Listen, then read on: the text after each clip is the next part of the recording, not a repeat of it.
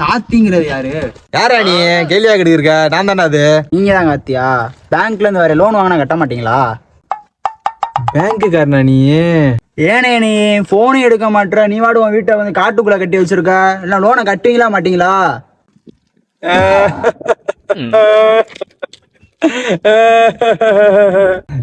இப்ப நான் என்ன கேட்ட எதுக்கே பழுகுற நீ? நிப்பாட்டியா?